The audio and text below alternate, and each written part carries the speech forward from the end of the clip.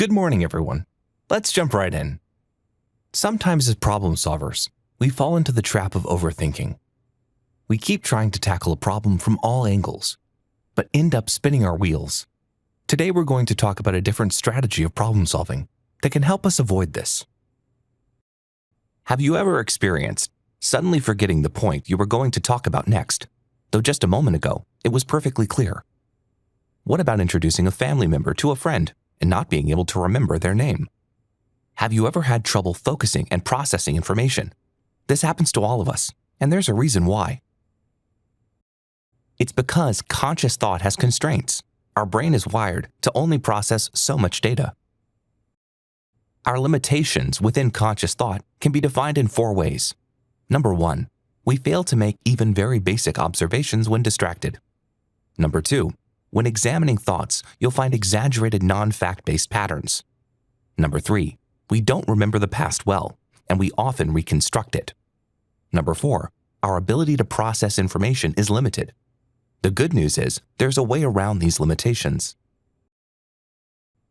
In contrast, have you ever experienced any of the following? Sudden insights in the shower or just after waking from sleep, recurring dreams, having an uneasy feeling about certain people or situations. These moments are a result of your subconscious.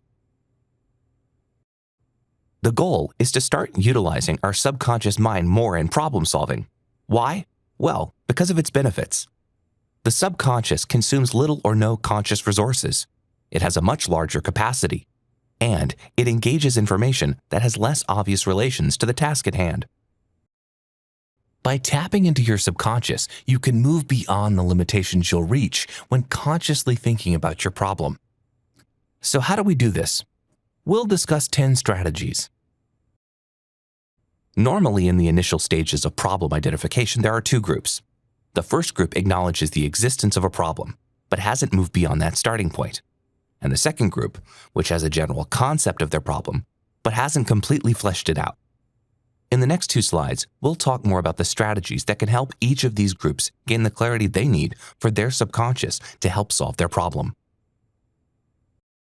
Solution-focused brief therapy, SFBT, is a strategy that can help the group that hasn't moved beyond the acknowledgement of a problem. This strategy takes the approach that you know what you need to do to improve and, with the appropriate coaching and questioning, are capable of finding the best solutions. At the core of SFBT is the miracle question. Suppose you woke up one morning and by some miracle, your problem was resolved. Everything good you could ever imagine had actually happened. Everything turned out exactly the way you wanted it. What will be the first thing you would notice? What will be different that will tell you a miracle has happened? Now, let's talk about a strategy that can help the group who need to gain a high level of granularity by better defining their problem. When you fall into this group, ask yourself these 7 key questions. After gaining clarity on your problem, you'll also need an incubation period. This is the time between your conscious thinking and when you finalize your decision. When you remove yourself from the problem and stop thinking about it, the solution can present itself. Schedule into your decision-making process this time to step away. Another strategy to tap into your subconscious is writing. Research has shown writing can serve as an altered state of consciousness. There are many types of writing that can achieve this, including free writing, sentence completion, blogging, journal keeping, unstructured writing, and associational writing.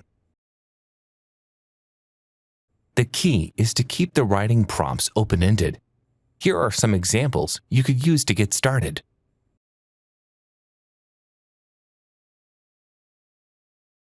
It turns out that doodling is more than a mental distraction. According to research conducted by psychologist Robert Burns, doodles are a form of art therapy. At their core, doodles are nonverbal messages that surface from the unconscious mind. Although if you aren't an artist, I can relate. I recommend The Drawing Book by Ed Emberley and the WWJ presentation 103, Explore Your Creative Process with Visual Thinking. The next 2 strategies use your subconscious while you sleep. The first combines visualization with your imagination. Before you sleep, imagine you are at your dinner table. For dinner, You invited a grandparent, a famous figure, or a person you admire. Realize that this person holds the answer to all your questions. After a brief period, ask them the question that is troubling you.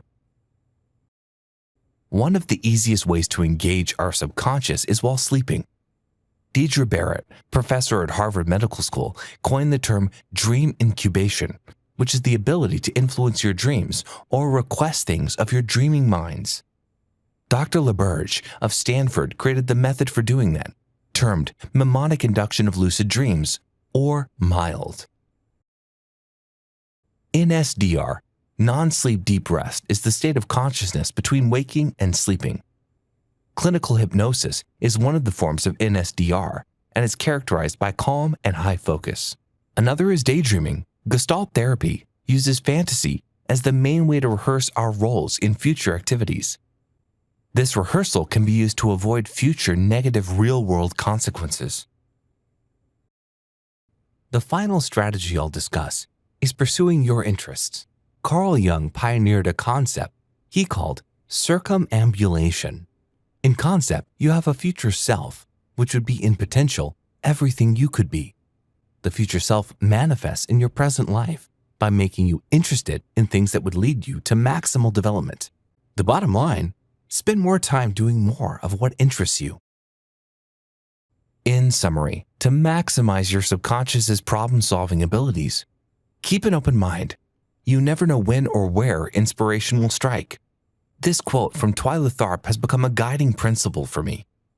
I hope our discussion today of the power of your subconscious and strategies to tap into it has been helpful in preparing you to use the raw materials that exist all around you.